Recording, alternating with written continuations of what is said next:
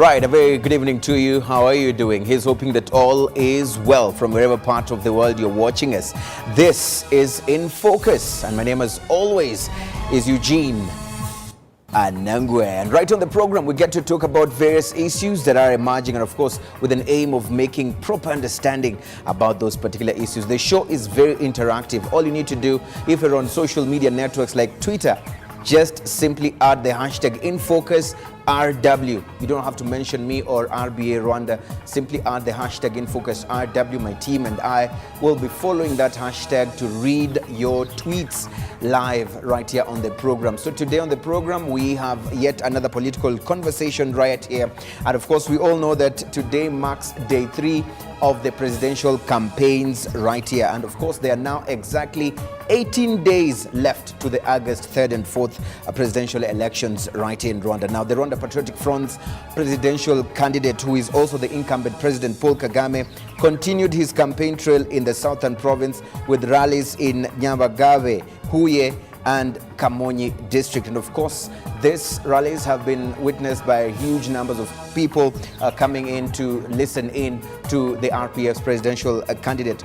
Dr. Frank Habineza, the Democratic Green Party of Rwanda's presidential candidate, today did not campaign, but he has, however, been meeting party members and supporters over the past 2 days. And of course, he spent the better part of today doing interviews. And of course, he's right here in the show today with us to talk about his manifesto. And meanwhile, independent candidate Philippe Maimana was in Save sector, Gisagara district, for day 3 of his campaigns. And later in the afternoon, Maimana held a rally in Mukura sector in Huye district. He's been putting up a spirited effort in campaigning for the top job right here in Rwanda. And we all know that election periods are seasons of promises here and there.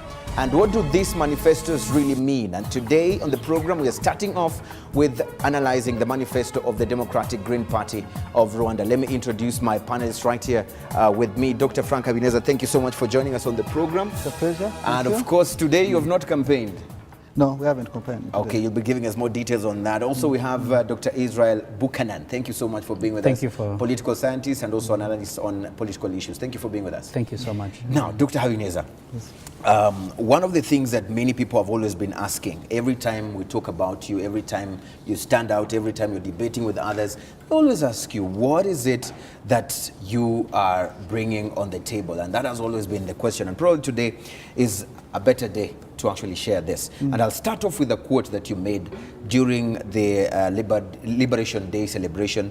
It's a tweet you threw out there, and you said, and I quote, "Happy Liberation Day to all Rwandans. I promise you total liberation, and I will do what the RPF government failed to do." These very strong words in terms of, making your intentions hard as far as politics is concerned. So what is this that you want to do to people that the RPF has failed to do? Let's start there. Okay, thank you very much. I will start with the justice sector. The RPF government has taken over the control of the judiciary. And how is that? Because they have taken away the supremacy of the Supreme Court by making sure that the decisions of the Supreme Court should be appealed to the ombudsman, Omuvunyi. So this one takes away the notion of the independence or the separation of powers. So this is something which is very strange, because all over the world, the principle of separation of powers is respected. The judiciary works separately, the parliament or the legislature separately, and the executive separately. So no one all over the world can question a decision of a court of law. And moreover, a Supreme Court, which is the highest court of the land, no one can question that. So in Rwanda, you can question that by going to the ombudsman. So that one, we're going to repeal that and make sure that we maintain the separation of powers, because this is the principle of rule of law.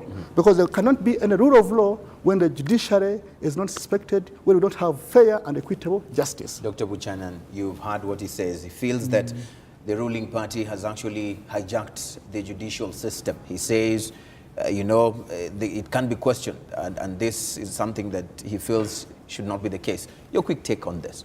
Thank you so much. And for sure, let's appreciate what Doctor is talking about and make sure that I'm not here to judge our president candidate on the, it's just a matter of sharing the idea. And I'm here as an academician to see how, to make sure how institution works together. I think it takes what he's talking about is in terms of like saying that, first of all, one thing I would disagree with that is not that the party RPF, even though I'm not talking on behalf of the RPF, I'm talking on part of sharing the knowledge. For me, I'm looking at in the three different sectors when it comes to the legislature, when it comes to the executive, and when it comes to the judicial part of it. Of course, I agree with him that judicial should be independent, which is true. But, and I think you look at the Rwandan situation, I would disagree with that one because the Supreme Court is an independent institution in the government. But having, what he's trying to say is how ombudsman comes in when it comes to debate. And you have to look at the concept of the ombudsman with the Swedish criteria of ombudsman. And I don't think ombudsman is there to intervene in the business of Supreme Court. Is there just to make sure that there is a fairness, because those who are working in the Supreme Court also, they are human beings. But and this question here is that if you are not happy, if the government or anyone is not happy with the decision of the Supreme Court, you can appeal it to the ombudsman, and then the ombudsman or the Muvunyi can repeal that decision, which takes away that supremacy of the Supreme Court or the independence of the judiciary. And the ombudsman is part of the executive branch of the government. It's not a judicial organ. So basically, that's interference into the judiciary. So that's number one thing we are going to restore the independence of the judiciary and make sure that our courts are respected and they can give fair and equitable justice to all Rwandans. Yeah, but this same judicial system that you seem to be actually... Can I finalize what I was talking? Yes. By being an ombudsman, I don't look at what is the relationship between ombudsman and the party you are mentioning, the RPF. No, we are not talking about the party itself. Yes. We are talking about the government, the RPF-led government, which is the one which brought a proposal to appeal the decisions of the Supreme Court, the ombudsman. So it's not PL government or PSD government, it's the RPF-led government which did that. So because he was asking me, what did I mean that we are going to do what the RPF has not done, or to collect what has been done? So how are we going to do this? I mean, so first of all, we restore the supremacy, we repeal that law, we remove that law. It's very simple. I mean, we make sure we revise the law. You need the parliament as well. Yeah, we make a new law. Yes. And if we are being elected to lead this country, it's very simple. We will convince the parliament to make a new law and make sure that the ombudsman can do its work, which was intended of it, because this was not intended originally in the duties of ombudsman. It was introduced, I think, 1 year ago. It's something new which came, and many Rwandans do not know actually about that. So it's not something which was intended under the duties of ombudsman in the constitution. So that's something small. Right, but how do you convince parliament that you do not have the numbers? First of all, we have parliamentary elections next year, so let's not go into that. If we win this, we will also win the next parliamentary elections. So that's not the problem. The problem also is that we don't have a constitutional court. So we are going to make sure that we establish a constitutional court which will help us to explain matters relating to the constitution, safeguarding our constitution, so that no one jumps out of the blue to hijack our constitution. So when we have the constitutional court, and then we have the supremacy of the Supreme Court, then we will at least be like 90% under the rule of law country. Yeah, but still, I mean, what I was going to ask before, Dr. Israel came in was the same... Ismail. I always call you Israel. I don't know why, but Ismail. I mean, they all come from the same family. Listen, you seem to be feeling that there's a weakness in this same judicial system, which actually gave you a chance and had your case during... No, we are not talking about that the Supreme Court is weak. We are saying we want to strengthen it because we know that the Supreme Court should be more independent than the way it is. And we are not questioning its independence, but we are questioning the one who put a law to appeal its decisions. That means the decision of the Supreme Court can be notified, which is not heard of all over the world. Because when the people who started this democracy thing and who started the republic things, these things started a long, long time ago from Greek and elsewhere, they made sure that there will be separation of powers. And these institutions can work together, but no one should interfere with each other. So this is what we are going to make sure that we restore the independence of our institutions, and even the parliament, we will see how we can do more capacity building for it. How does he make this happen from an academician point of view? I don't think this is going to work, because this is a policy which has been for quite long, an ombudsman thing, almost like 200 years from the Swedish thing. And when there is this so-called imbalance between the citizen and the state, I think that is the role of an ombudsman, to protect the interest of the individuals toward the state.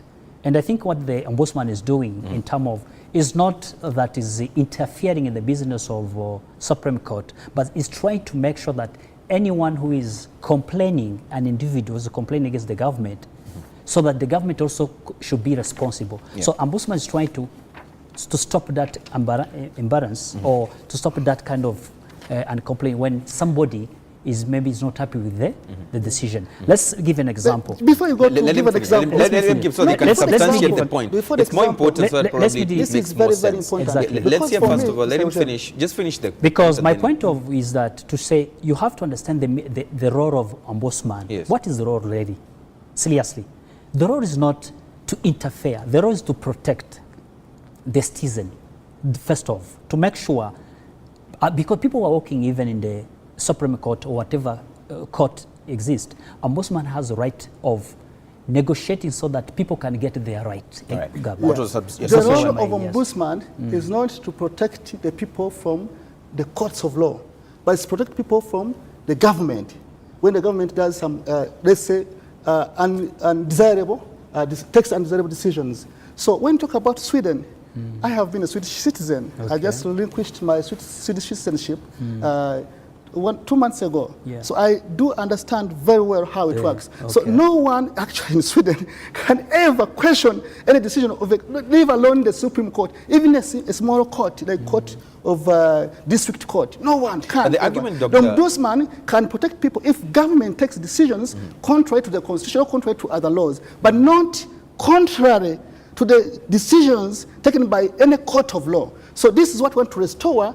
It's not that we take away the ombudsman, we strengthen the ombudsman, the non-constitution, the way it had intended it officially before, it was okay. But this introduction of a new law, it was a hijacking of the supremacy of the Supreme Court. We're going to restore that, and very soon, and we make sure we have a constitutional court which will help us to safeguard our constitution and other laws of the land. Right. The argument for those who we can go to a second issue, yes, because that's not the only issue we have in our, and this is taking more time. We actually push so maybe I could take you to something more which is very important. I'm going to control this conversation. Thank you. It's okay. We will do what we have to do.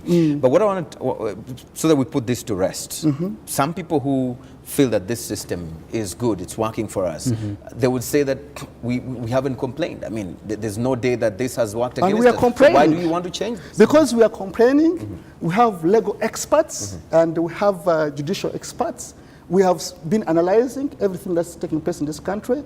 We know that the intention of ombudsman was a good intention originally, and we know that the introduction of this new thing that ombudsman should question, or someone can question the validity of the decisions or the decisions taken by the Supreme Court, is something very bad, let me say like that. So this has to be taken out immediately if we need to have a country which we call a country which is under the rule of law principle, which is respected. Rwanda is a respected country, but we must respect the principle of separation of powers to make sure that all our institutions are independent. And there is no way we can be independent if we know that the decisions of our courts can be questioned by the executive branch of the government, which means the president is the head of the executive branch of the government. If he can question the decisions of court, then there's no independence of the judiciary, there's no independence of the institution. It means that we will not be in any country which respects the law of law. So this first thing on early September, That's what we do first. So but I have another issue to say. You have that another we do issue, first. but let me take you also to the other issue which you talked about, Dr. Buchanan, and you can come in with this. But the other key thing that you also talked about on the issue of the economy, and this you actually said it very recently. You were quoted in one of the dailies that you said, we will reduce value-added tax from 18% to 15%. Yeah. We will build you a modern boat that will help you access other districts such as Rubavu and others to boost trade and cooperation in the district. Let's spend a few minutes and talk about this issue of reducing of taxes. And some people feel that you're making popularist statements that will make people, you know, clap for you and say, yay, let's vote for him because he's going to reduce the taxes. But you forget what is the need of this tax as far as the economy is concerned. Thank you very much. I will tell you the rationale behind all this. First of all, who pays value-added tax? VAT, TVA. It's the people. So the more the taxes are higher, the more expensive the goods we buy will be. So we want people of Rwanda to remain with some money so that they can have enough savings. So what we do first is we're going to reduce this TVA, VAT, by 20%. Could be around 14 to 15%, the new rate that will be. Then the people will have more money. But we are not doing only that. There are other things we're going to do. Of course, we're going to reduce more taxes.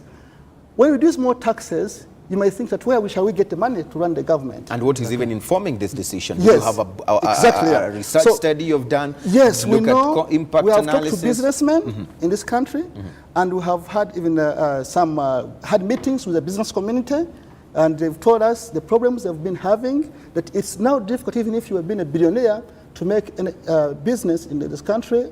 It's so difficult because of the high taxes, and some people have actually decided to cross over to Uganda, to Malawi, to Zambia, and other countries because they think that the taxes are too high here and too many also. So we say, after getting those complaints from the business community and also from the local traders who say that even if you are having a small business of 100,000 francs, let's say that's about $150, you still pay high taxes, and still even you can fail even to make any business at all or close down. So we say that we are going to introduce a first one combined tax system, which is actually being used now in India, whereby all the taxes are put together, and when you pay these taxes, you don't feel that big burden. Then again, we make sure we have a progressive taxation model, whereby you pay according to your capacity. So I give you an example for this income tax for all the civil servants. If I'm not mistaken, I think people who get from 300,000 francs to maybe the highest employer, the employee gets about 5 million or 4 million, around there. So you find that you ought to pay taxes under the same bracket. So you find that it becomes too unfair for someone who has a very little income paying the same tax percentage like the one who has, let's say, 5 million or 4 million or even 1 million. So we need to see how we can recalculate these taxes. Many people pay taxes but don't feel the burden. But for the business community, where there's the biggest problem that you are mentioning, we know that if we reduce these taxes, the tax burden will reduce, and then we will be able to reduce tax evasion because of people being running away from the taxes. Then we'll have a larger tax base. Now, so once you have a larger tax base, this means we'll have more money inside the country than people running away from our country. Dr. Ismail, I mean, there is a context as to why we have the 18% for as VAT in Rwanda. And part of it also is the landlockedness of the country. And for the country to be able to sustain its own economy as well, there are different measures that are taken, including, value-added tax. Dr. Ebenezer here says that reducing this will actually increase a tax base. It will also avoid tax evasion, and it will also keep more businesses, alive. I mean, how practical is this from an academician point of view? I don't understand how it's going to do that. But of course, that is a reality to mention. It's not a big mention to say. But reducing the tax, for me, it has to come out with a formula whereby shows how this thing is going to work. Of course, we have to understand even maybe on part of academician, as you ask, I don't know if he has done a research on that to make sure that how he understood how people feels when it comes to the reduction of the taxes and so on. I think for me, what I capture from what he's talking about is that maybe there are so many taxes in Rwanda, that's what he's trying to say, so that he want to look at which angle he can come in to make sure that taxes are not. But I don't think by reducing the tax in Rwanda, yes, you may come out with a debate on that, but I think the best thing to do that is better to come out with the research and to come out with debate with the public opinion, so you can understand what the public opinion are talking about. Right. But of course, Rwanda is relying on a tax, sure. But of course, it's not that Rwanda is taking slightly. Why the government of Rwanda did not take more than 30% or 20%? Yeah. It's just up on 80%. It may be high due to some different facts and reasons. But of course, if there is a big debate on that, reducing could be part of a debate and looking at what that needs a public conversation. Because I have never seen any people who are complaining. I mean, most Rwandese, maybe few, but we have to make sure that how many people have we complained about the taxes? I know even from the academicians, the teachers, and even the professors, even I know that under your tax bracket, since you are a lecturer, you are paying 30%. Yeah, exactly. From your income tax. Yeah, so exactly. I know people have approached us telling us this is, we are getting not really much according to people have studied, have read books, but the income they are getting is not good enough, and they're paying a high tax. Probably the question here is what's the formula, Doctor? What is for us, but I want to first say you that for us who have taken time to talk to the teachers, to the medical practitioners, the businessmen, and the local people, they have all told us that we think we could do better if these taxes had been reduced. Under which formula? So the formula, I said, first of all, we have an Indian taxation model, which combines all taxes together. So if it works in India, it will work in Rwanda? And people in India have been able to become rich because at least the government has recognized that if we have so many taxes, people will run away from the tax, will start hiding and doing what? And you know, even Rwanda Revenue Authority has been saying that there are a lot of people evading tax here in Rwanda. They've been catching them, even these machines, the IBM machines. People are trying to even forge them, to forge the receipts, to do what? So basically, because people, they're not happy to pay the taxes. But like I've lived in Sweden. In Sweden, people are happy to pay their taxes because you feel you pay your taxes, but it's not that big burden to you. You still have enough money to stay with, and if you're doing business, if you do your calculations very well, you pay your taxes and you don't feel the burden. So basically, it's a good thing to reduce taxes and have a bigger tax base than having too many taxes and have fewer taxpayers. So this will be good for Rwanda. All right, let's take a very quick look at what people are saying out here. Of course, it's a conversation that we're having right here with the presidential candidate for the Democratic Green Party. And of course, we are receiving your thoughts via the hashtag InFocusRW. Keep them coming. One of them is from Meka Rosa, who says, about taxes, I think Frank Habineza is just trying to get attention. Our economy depends on the 18%. This is what he says. Another one here from Karambizi, Olivier says, can Dr. Frank Habineza quote from the mandate of the Office of the Ombudsman to prove his claim? I think this is important that you actually substantiate this. On the issue that you said about the Ombudsman interfering with the judicial system. Back into that. No, just answer this voter. He might be a person who will vote for you. You're just ignoring him. No, there's a new revision which has been introduced into the Constitution, which allows the people to question or to appeal the decisions of the Supreme Court to the Ombudsman. So originally the Ombudsman did not have that. The Ombudsman, I don't question what the Ombudsman should be doing, because the objective of the Ombudsman is good. It's a good intention. But this introduction by the government to appeal the decisions of the Supreme Court Ombudsman is what we question. It's what is taking away the independence of the judiciary. That's what we are saying. That's what we are going to repeal on day number 1. Of course, we have other issues we're going to remove on day number 1, the issue of food security. I mean, because we know that we have been getting too much complaints from all over the country that the issue of land consolidation, where government has told people to do monocropping, to plant one crop in their gardens, has caused widespread food shortage. And that is part of the items of the things so that that's we'll also talk about right number here. one issue which we're going to solve. That's Yes. I mentioned the justice sector, but also the food security issues. I will build on that when we Yeah. come from the break. Of course, thank you so much. Keep bringing those tweets. I see Shuti Mbabazi, who's Lucy Mbabazi via Twitter, says, with tax reduction and limited tax base, how will he fund the initiatives he's proposing? We'll talk about those initiatives, and he'll be able to get a chance to respond to that particular question when we come back from the break. Keep tweeting. Only use the hashtag InFocusRW, and that is what we'll be following to sample some of your tweets throughout the program. Stay with us. Come, but the direction of events.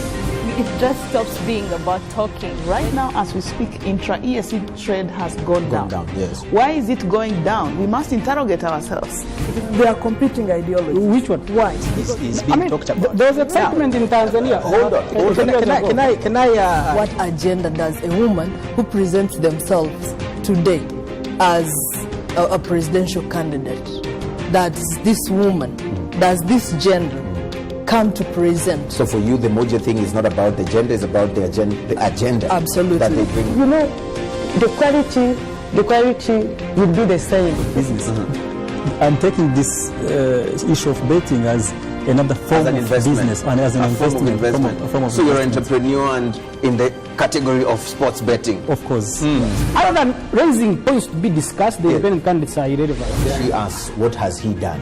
But probably Actually, he'll I respond. saw Wait, it- let me finish my question. Habineza can get 5% of the vote, I'll consider joining his party. So, thinking of success 7 years from now, and most likely the people who ask President Kagame to run again will ask him again then. Do you think he's So, going to accept this? He has always accepted.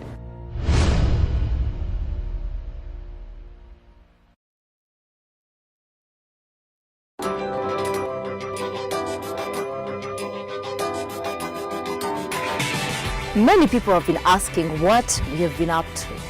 Well, we have told the different stories from decision makers, but this time round, it will be different. We will be getting head to head with various influencers and get to the heart of the matter. It is not an easy ride, but we'll endeavor to get you there. It will be insightful, informative, and at times we will agree to disagree because we are the bridge to your leaders.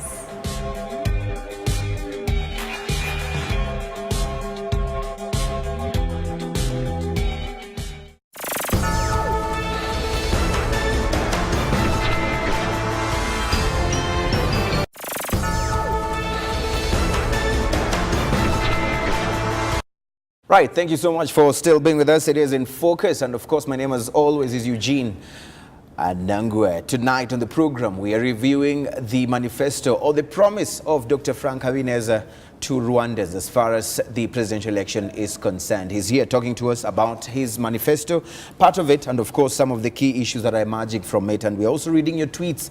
Send them via the hashtag InFocusRW. We'll be able to read them right here. Dr. Habineza, thank you so much for still being with us. There are so many other issues that you've spoken about as far as what you want to do for Rwanda is concerned. One of them also is the issue of youth and youth employment. And one of the things that you said is we will help the youth get jobs upon completion. And of course, we will create job opportunities and link job seekers to clients. We will build you a modern boat that will help you access other districts such as Rubavu. This is something that you actually said. And, you know, this is something that young people are not taking lightly. The issue of job opportunities and wealth creation, decent jobs and all that. Let's talk practically. How are you going to do this? Yeah, thank you very much. The first thing we're going to do for the youth of Rwanda is that we are going to encourage the youth to be more job creators. The government said that before, but the practicalities were not put in place. So first thing, we remove taxes from any youth project, business, cooperative for the first 2 years. All the youth of Rwanda, whether educated or not educated, if they have a project, they will not pay any tax for 2 years. They first make money, become rich, then they can pay taxes to the government. That's the first incentive we're going to make to the youth. 2, the non-educated youth. We make sure that all these contracts in the districts, in the sector levels, which are there given to other foreigners, foreign companies, the youth, they can have a chance to do manual labor there or manual activities there and get some income from the local government authorities. 3, we are going to create a Rwanda Employment Agency. This employment agency will help to connect job seekers with job creators, or those who have jobs and those who do not have jobs. And this will be an authority on national level, having offices on district level and sector level. Who finances the operation of this agency? How do you finance the government? And under which funds? Because you say you're cutting First of all, the major source yes, of funding but you know, of government actually projects, which is taxation. Came in the tweets here. The first thing is we're going to fight corruption 100%. You seem to be jumping from one issue to another. Yes. Let's stick to this wait a moment. on funding this agency. Yes, this is where we're going to get the money, because the Auditor General of Government said this year, if I'm not mistaken, even last year, said that the government is losing over 40% of its budget through corruption. So you see Minister Gatete going to the parliament reading our budget, and he says maybe 3,000 billions. I'm giving an example. But 40% of those billions is lost. The government raises the money, we budget for the money, but it's taken, eaten, and no one is held accountable to that. But and you know, when they catch, says they always catch what they call the small fish. The big fish is never caught. So we are going to catch the big fish and the small fish. I mean, all the corruptors, we make sure that all our big money, maybe let's say 1,000 billions, has been lost. So that money, we get it back into our economy. So you're putting hopes in saving money that might be lost. That's the first What if money is not lost at all? So how do you make money then? Because now it's lost. I'm telling you what we're going to do first. We cover that gap. We don't misuse our money, which has come from those taxes which people are paying so hardly. And then we get that money, put it back into government activities. Then we finance the big business that we're supposed to do. Let me hear from Dr. Buchanan on that. And I think the idea is good. The idea is bringing the good. Of cutting taxes? No. The idea of course, trying to help youth to come out with stopping this unemployment. But my worry is that what the government of Rwanda is doing, what are the new input are you going to put there? Because so far you are talking about coming out with some private agencies which can help. But my question was the same time, because was the same thing and the way you ask, because for me it seems like, sorry to say that, because this is not something you can just talk about. I think we need to show fact on how the strategy you are going to use, so that you can convince people. Otherwise, with the government of Rwanda, he has done a lot of things. Unemployment is not something you can stop for a day and night. Unemployment is something which will be forever. Right.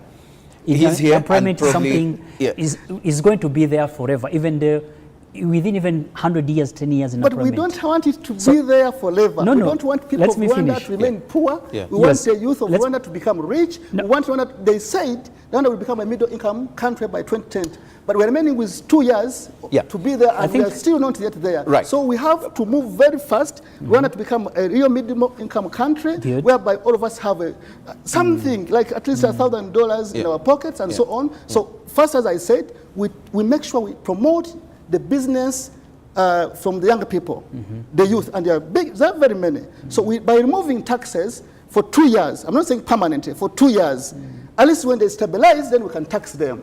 But also we cover this corruption gap, which is a big leakage from our budget. Right. And that's one way. We have other ways. Yeah. But Dr. Buchanan was actually wanting to finish his point. I was looking to say that what are the new strategy are you bringing when the government of Rwanda has tried to do something? Let's say, question clear, because of time. Exactly. What is new? I mean, I already mentioned the issue of promoting the businesses for younger people by taking away the taxes for 2 years. That's one strategy, which the government of Rwanda has not done. So that's something new we are going to do. 2, we make sure we cover all the gaps. We catch all the big fish and the smaller fish, which is eating all our money in the Rwandan government. So that's if we do that, we make sure, you have heard from Transparency International, they're still saying that corruption levels are still going up. Even now, corruption has changed even dimensions because there's many types of corruption. But let's not talk about, I'm talking about our government money, our government budget, which is being lost. Of course, we have other mechanisms we shall use to make sure that we get more money, but the issue of the employment agency, I'll give you an example. I've seen, as I said, I lived in Sweden. There's an agency in Sweden which we have, has been there for so long, and it is called Arbetsförmedlingen.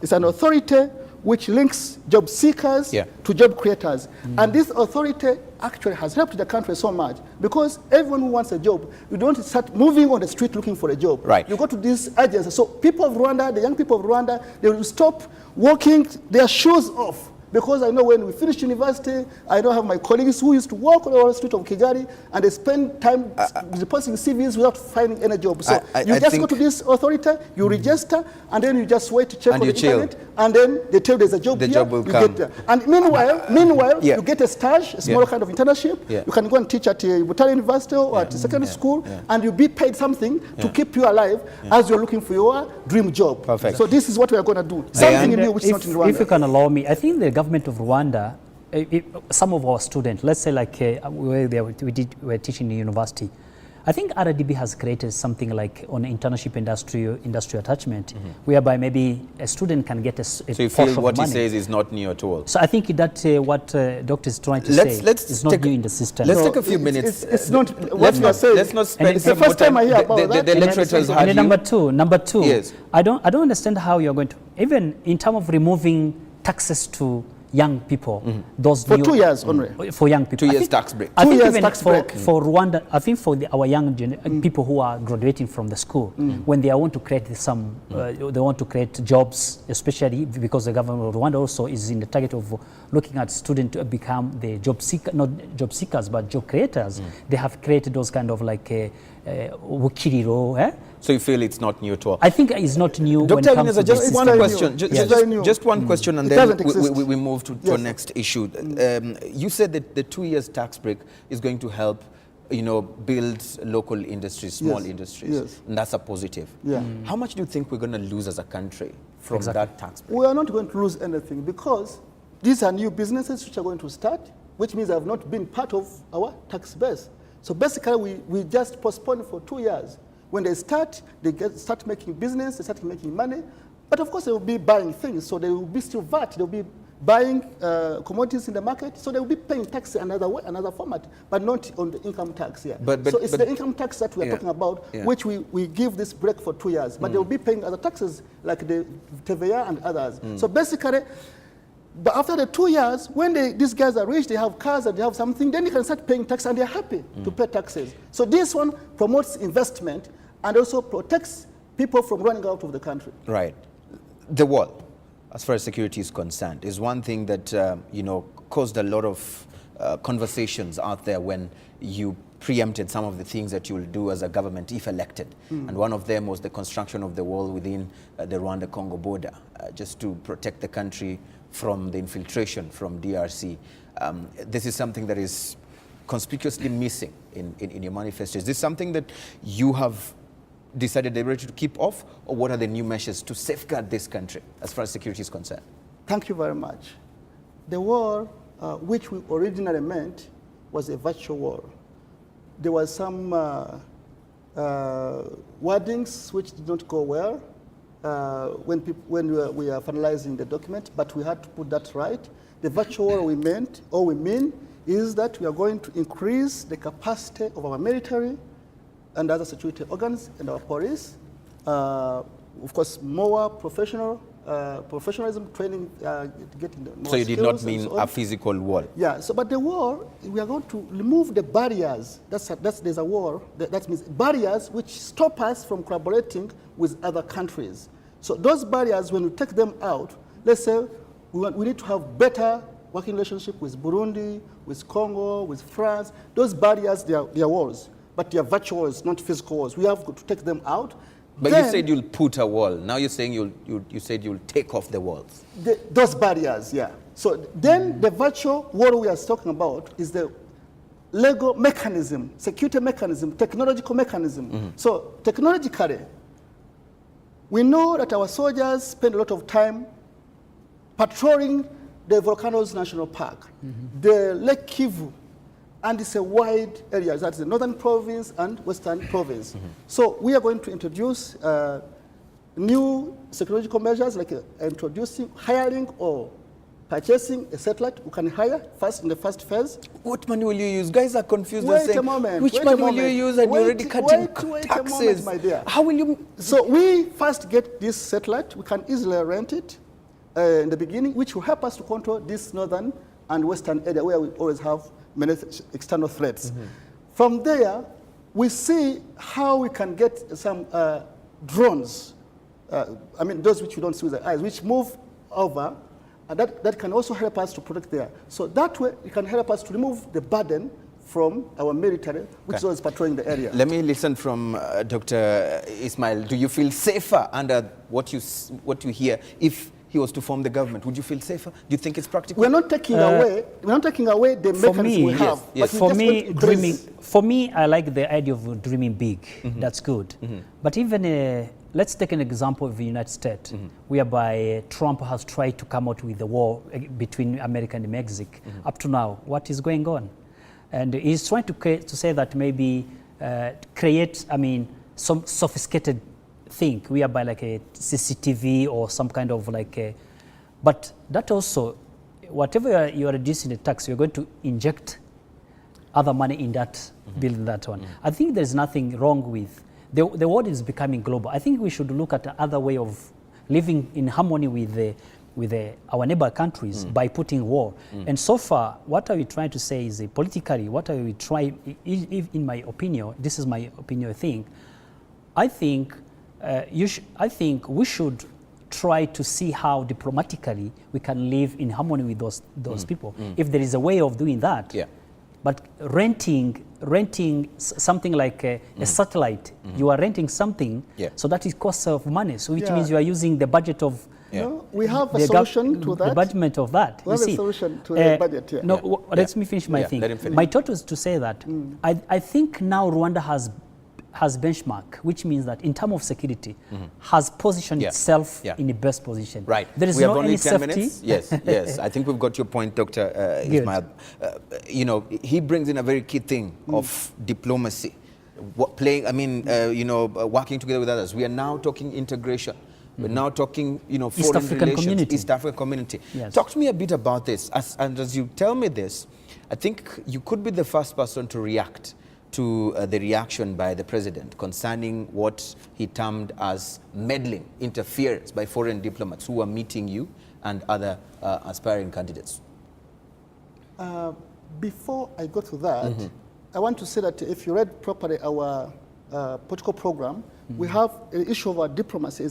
It's a key issue in our foreign policy. So our government will put much efforts and dialogue, more talk to all people who have problem with the presumed enemies, the enemies, those with guns, you'll talk to those all of without them. guns, those who are hostile elements, or what they call negative forces. The solution is talking to them. So that's key issue of our diplomatic area. That's why we say we're going to restore relationship with Burundi, France, and Congo by talking to them. So we remove all those barriers, those walls which are surrounding us, remove them. So that way we make sure that we have a better relationship. So we're not taking away that, we're putting more efforts in there. But then on the security, we put more technological efforts to make sure that our soldiers, yes, they can do the patrolling, but when they have other backup here. So, and there's another good thing that we have had recently, because about the money, you know that Rwanda has, they have discovered oil in Rwanda. The Canadians have been, they have found the oil here, and there have been some So what are we going to do with this? Yes. So when we get some oil, we have more money. So basically, there will be no problem of money as we reduce corruption, but we also have oil, so there will be no problem of money in Rwanda. The new government, the new Rwanda, we are saying it will be a rich Rwanda. So when I go back to the question you said about the president, you said interference? Yes. So what was the problem? Yes, the meetings with the foreign diplomats, the EU, you met them, the Swedish ambassador, and to the president, this sounded like meddling, interference in the process. I saw the president even 2 days or 3 days ago before the campaign started, he was in Israel. Yeah, but no, but we're being practical. There was a statement that was made by the. And this is a campaign okay, period. probably. So, let me make the question direct. Let me make the question. Let me rephrase the question, Dr. Habineza. You know, the president yes, let me make the diplomats every year and for give purposes them dinner. for purposes of proper understanding of my question or not getting it out of context. Let me rephrase my question. The European Union, ambassador was categorical in a tweet with a picture with an aspiring candidate, and he categorically said that he wanted the Electoral Commission to state as soon as possible the reason as to why all independent candidates were blocked out. I want to hear from you. If you were president and someone from the diplomatic corps did such a thing, how would you take that?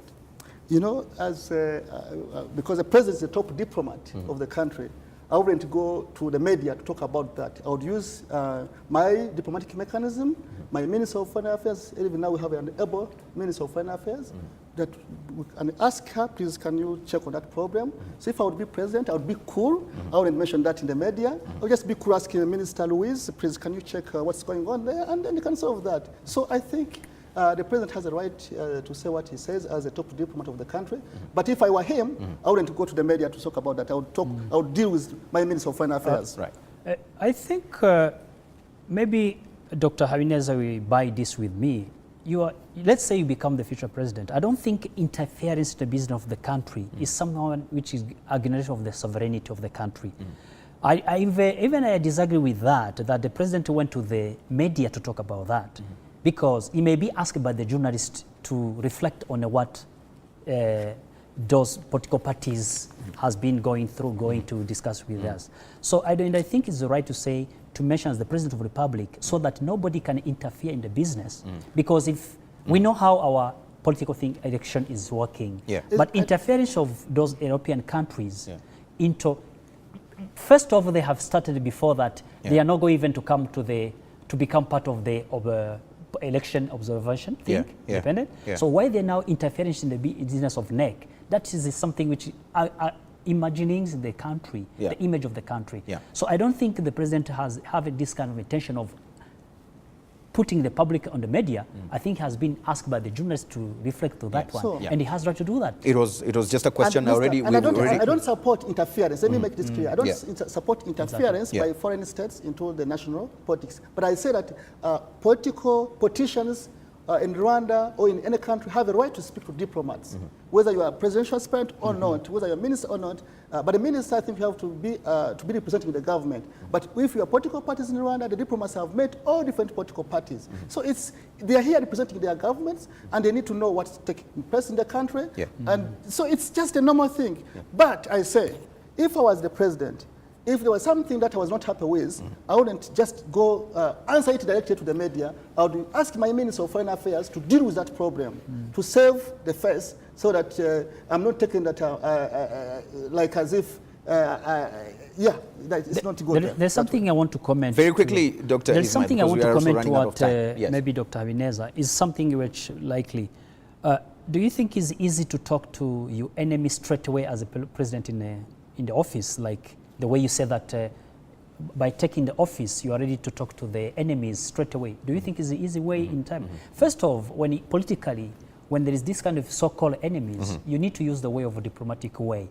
There's no way you just say, it's not simply think you can wake up in the morning and talk to the people because simply to say, and I think Rwanda has tried its best in terms of talking. We have a new institution. You see, the government of Rwanda, we're having problem with we have a problem with the Vatican and so on. So how long have you taken? So that step was the diplomatic way of solving. And now I think that Rwanda is doing great in terms of solving those things. We used to have a problem with the DRC, but what happened now later on? So the government have tried to do their best. I think it's a matter of time of how you can deal with the so-called enemy, because if they don't likely to talk to you openly, so why do you need to force? We'll find new mechanism. Exactly. So we have new mechanism. So now my question will be, yes, to the question very quickly, very briefly. What is your question?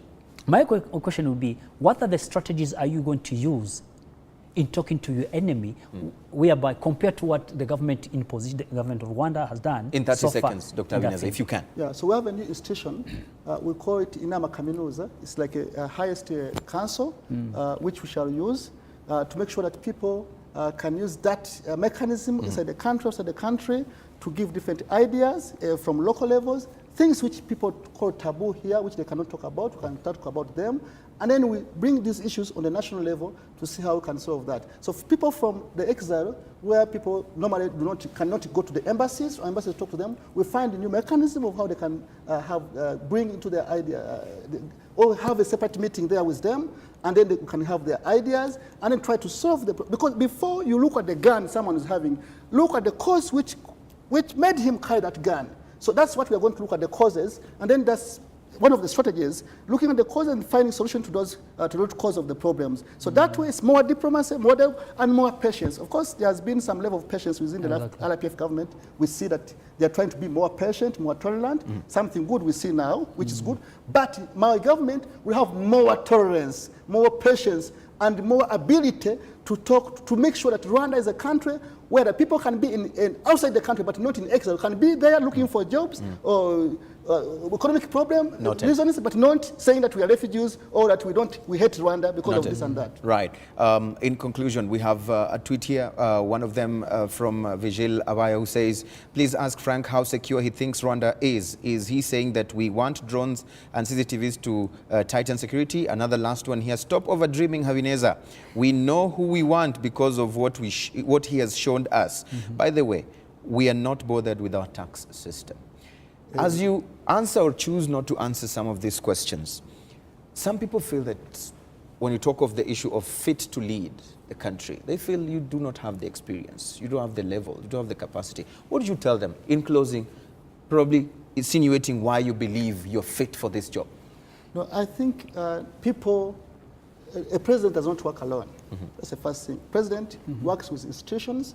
That's why we want to have more independence of all our institutions, the judiciary, the parliament, and all others. So those all support the president. So the people vote for someone because of the ideas, not because of past experience or what you promise them, what you can deliver, and then they wait to see, to evaluate you if what you promise you can deliver to them. So I promise the people of Rwanda that I will deliver more than what the government has done. And I promise new things. If you look into our protocol program, we have new institutions which we have put there. We cannot discuss all of them in 1 hour, but we have new institutions which will help to make this country better. A new Rwanda, a richer Rwanda, where everyone will be happy, where everyone will feel you can speak, you can dream big, and you can make your dreams come true. Right. Do these numbers scare you? I mean, the numbers that you're seeing in the campaign trail, we've seen the president's rallies, we've seen yours, we've seen Maimana's. Doesn't it scare you that you feel like this is a dancing? We are not scared by that. Why? Because, first of all, why the president has those numbers, you have to remember that from the governor of a province, a governor is a chairman of RPF in the province, mayor is chairman of RPF in the district, executive secretaries, whatever, chief of Mudugudu is the chairman of RPF in the village. So when they call people, they start from village level to the governor level. And that's the team you're saying that you also want. He already has the team. Yeah, basically. Is that wrong? Yes, wrong, because we have changed that. You know, we took that to parliament last year, that this should be stopped. No one who holding a public office should be a chairman of a political party. We said that. We took it even to the prime minister after the parliament. He was not able to look into our issue. So this is something we want to agree with. Basically, a political party should be a political party, and the people who are in the public service should be in the public service. People elected should be in the public service. All right, thank you. When we go to the field, we don't. Actually, we see some people coming to interfere with our people, stopping them. But those are issues we have reported to the Minister of Local Government, and the Minister of Local Government has been helpful to us because they have been able to solve some of those problems. We're out of time, Dr. Habineza. One line, what you think, in conclusion, in a nutshell, where you see him? To me... Very quickly, we're out of time. To me, it seems that it's too much ambitious. But to become a president of a republic, it's good to be ambitious, but with the concrete and fact, with the positive achieving a result. But telling something like which is not can be something we can be achieved within 10 years, you want to put it in within 2 months. I don't think that is too much ambitious.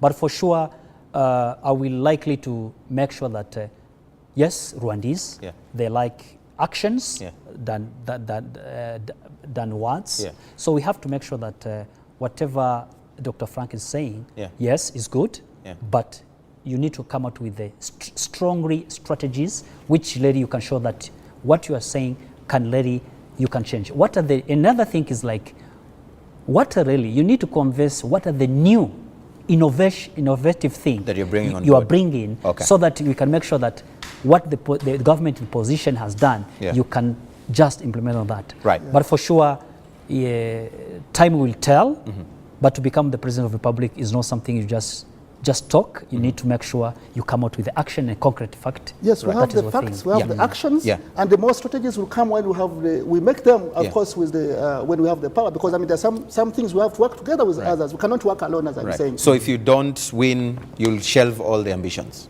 No, why should we? We also have parliamentary elections next year. So you'll prepare for the parliamentary. Senator elections after. Perfect. So, I mean, we are not giving up.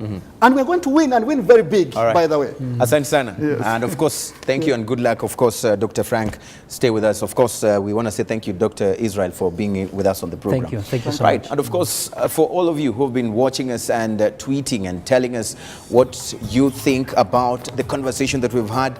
We only had 1 hour to have this conversation, and it doesn't end here. Let's keep talking. The aim of this is to start up those conversations. Keep the hashtag going. In Focus RW. Hoping that next Sunday we'll have another presidential aspirant right here to try and understand their manifestos and their promises to you.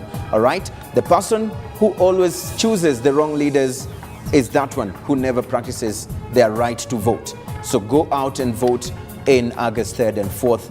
Good luck and goodbye for now. My name, as always, is Eugene Anangwe. Goodbye for now.